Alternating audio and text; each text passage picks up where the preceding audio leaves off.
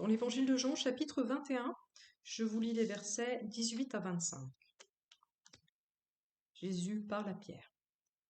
En vérité, je te le dis, quand tu étais plus jeune, tu mettais toi-même ta ceinture et tu allais où tu voulais. Mais quand tu seras vieux, tu tendras les mains, et c'est un autre qui attachera ta ceinture et te conduira où tu ne voudras pas. Il dit cela pour indiquer par quelle mort Pierre révélerait la gloire de Dieu. Puis il lui dit, suis-moi. Pierre se retourna et vit derrière eux le disciple que Jésus aimait, celui qui pendant le souper s'était penché vers Jésus et avait dit, Seigneur, qui est celui qui va te trahir? En le voyant, Pierre dit à Jésus, et lui, Seigneur, que lui arrivera-t-il? Jésus lui dit, si je veux qu'il vive jusqu'à ce que je revienne, en quoi cela te concerne-t-il? Toi, suis-moi. Là-dessus, le bruit courut parmi les frères que ce disciple ne mourrait pas. Cependant, Jésus n'avait pas dit à Pierre qu'il ne mourrait pas, mais si je veux qu'il vive jusqu'à ce que je revienne, en quoi cela te concerne-t-il? C'est ce disciple qui rend témoignage de ces choses et qui les a écrites, et nous savons que son témoignage est vrai. Jésus a fait encore beaucoup d'autres choses. Si on les écrivait en détail, je ne pense pas que le monde entier pourrait contenir les livres qu'on écrirait.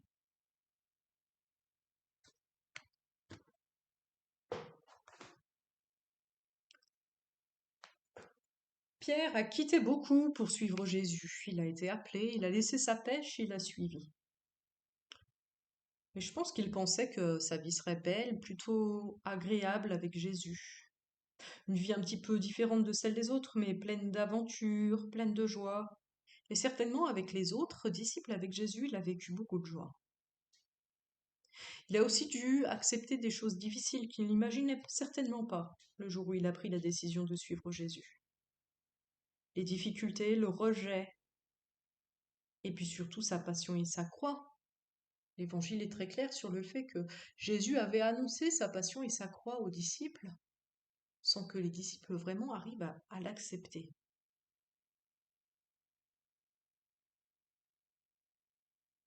Et d'ailleurs, quand il fut tout près de la croix, Pierre a refusé cette croix en le reniant.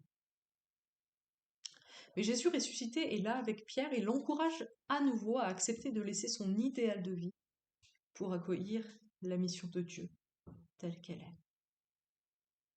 Ainsi, dit Jésus, ainsi Jésus prévient-il Pierre qu'il devra laisser de côté son idéal de vie paisible. Nous avons tous dans l'idée que nous pouvons bâtir notre vie, que nous allons travailler, puis qu'un jour nous profiterons de notre vie. Nous semons et un jour nous récolterons. C'est l'idéal pour nous peut-être de la retraite. C'est l'idéal pour eux, à l'époque, certainement, de devenir un patriarche, un grand-père choyé et aimé au milieu des siens. Se rassasiant, terminant de se rassasiant de jour. Jésus avertit Pierre qu'il n'en sera pas ainsi. La fin de sa vie, dit-il, sera pire que le début de sa vie. Cette histoire de tendre les mains peut signifier deux choses qui ne sont pas plus agréables l'une que l'autre. Tendre les mains, mettre sa ceinture peut signifier faire son propre travail. Au début de sa vie, Pierre était libre, mais à la fin il sera captif. Il n'agira plus selon sa propre volonté. Et puis tendre les bras, ça peut aussi vouloir dire être crucifié. On attachait le crucifié au bois pour qu'il porte sa croix jusqu'au lieu de son sacrifice. Et Pierre dit à Jésus, tu seras crucifié. Et Jean, qui écrit après la mort de Jésus, comprend que Jésus parle ici de la crucifixion de Pierre. Vous savez que, selon la tradition, Pierre a été crucifié, mort martyr, crucifié. Voilà ce que doit accepter ici Pierre. Il doit accepter une vie difficile, une vie de contrainte qui se termine par la mort. Il doit aussi ici abandonner, je crois, son idéal de cohérence. C'est ce que nous dit le dialogue qui concerne l'avenir de Jean. Nous avons tous en tête que la vie doit être juste, à notre manière. Si quelque chose arrive à quelqu'un, il doit y avoir une raison. On imagine qu'il y a un genre de logique dans ce qui arrive. Vous voyez, si quelqu'un qui fume meurt d'un cancer, on trouve ça normal. Et puis si quelqu'un qui ne fume pas meurt d'un cancer, on trouve ça pas normal. Et Pierre, il est dans cette logique-là. Il sait que Jésus l'aime et qu'il va souffrir. Il sait que Jésus aime Jean. Et donc il demande s'il va souffrir aussi. Mais Jésus, là encore, lui demande de renoncer à cet idéal.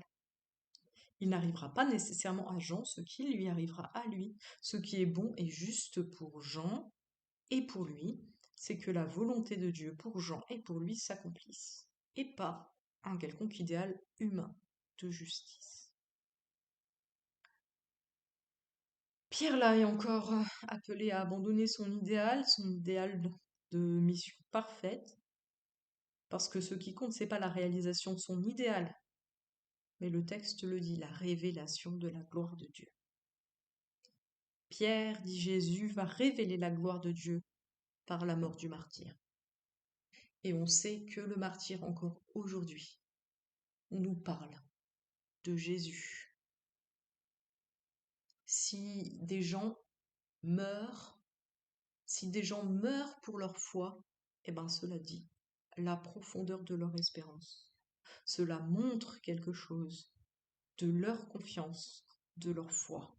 Et aujourd'hui encore, ceux qui meurent pour leur foi sont un puissant témoignage qui rend gloire à Dieu et qui rappelle cette œuvre magnifique de la mort de Christ pour nous. Et puis Jean aussi va révéler la gloire de Dieu, mais d'une autre manière.